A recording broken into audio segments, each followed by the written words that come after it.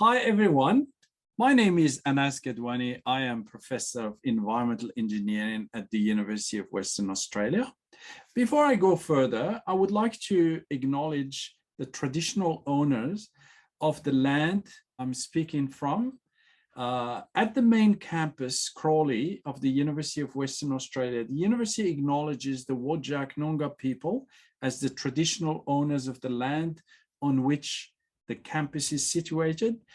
The Whadjuk Noongar remain the spiritual and the cultural custodian of their land and continue to practice their values, languages, beliefs, and knowledge. So it is my great pleasure to join the inVIVO conference as an invitation by my good friend, Susan Prescott. So I think today I'm going to talk to you about water as a connector for life. And I've been going around and telling all sorts of stories about water and always said that water is essential and everyone understands that water is essential. But I like to be cheeky about it sometimes, and I say to people, but why? Why does water exist? And I think part of the reflection on this question, which I will address with you a little bit later, will unravel the necessity for the connection to life and the connection to all the activities that we do and how water brings us all together. So sometimes I refer to water as the glue of society or the connector of life, or this thing that is, omnipresent and that we need all sorts of forms of life require water. But the question is why and what is the primary function? We probably hear about water mostly as around water shortage. So we do have water shortage, but I like to argue that the water shortage that we talk about isn't really about the quantity globally. So I'd like to correct some facts. So let me just bring this thing to you. Here's a number. The total amount of water is this big number, cubic kilometers. So that's a massive big number. So here is 1,409,556,910 cubic kilometers of water. This is the number, the amount of water that exists on the planet. This number has not changed, has never changed, and to some extent will never change. So what water shortage? That's the question. So this is really interesting because people think about water as a quantity in one place, in one space and time dimension. But we need to think about water as a multiple thing, as multiple functions and multiple uses and multiple purposes.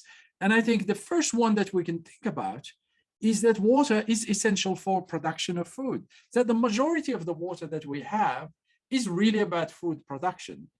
So in fact, this is how much you need in terms of water. You need 3,496 liters of water per day. And how did I come up to this number? This is a number based on how much water you actually eat. So it is about the water that we eat, not the water that we drink. So a number of diverse amounts of water that we need to produce food, and certain food needs more water than others. And I think it's really important to acknowledge that it is about that, that purpose. So also, can you have blue jeans without water? In fact, it's 7,000 liters of water for one pair of jeans right there. A t-shirt is a bit less, but it's still lots of amount of water. So when you start thinking about all this usage, we start thinking about water as a connector between, what we eat, what we wear, and where we live. Because where we live is also powered by water, is the green space that is around us, are the sustainable cities and communities, are the clean water and sanitation. And this is what I would like to bring to you. The argument for me in terms of looking at water in a holistic way is actually adopting the thinking of the Sustainable Development Goals. The United Nations Sustainable Development Goals, there is 17 of them for poverty, zero hunger, good health and quality of education, clean water, gender, how much water and quality of water we need for life below water, and also life above water. So this notion, I suppose, philosophical notion of why does water exist is starting to unravel now. So my personal view, and if you look at it from the physics point of view, everywhere you go, water function is to move things around. So one of the key things around globally is for water to move energy. So heat is to transport heat.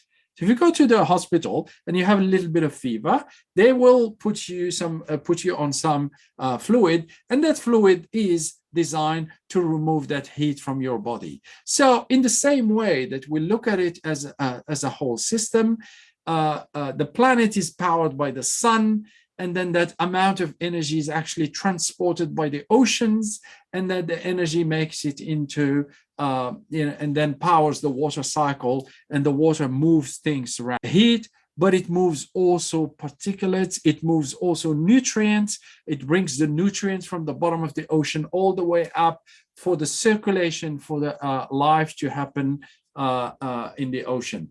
The issue around provision becomes a problem. There are remote communities that don't have equal access. We still have a world that has no, the access to water and sanitation is not universally accessible to everyone. We still have, children who die from waterborne disease. So water is still fundamentally a problem, global problem.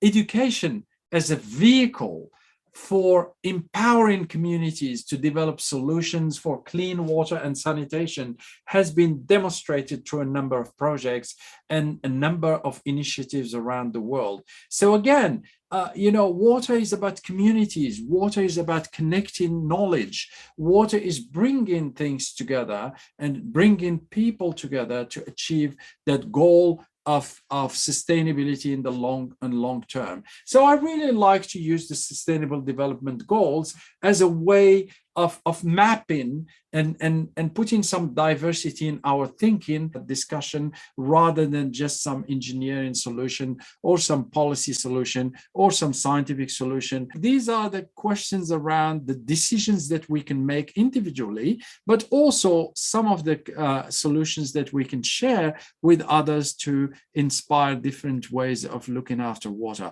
So do we need to preserve water? Absolutely. Do we need to think collaboratively and think collectively about how to do it better? Absolutely. And I think that's why United Nations Sustainable Development Goals is an absolutely fabulous one to use. And I encourage you to have conversations and share this idea. So thank you very much for having me, and I look forward to the discussion. Thank you.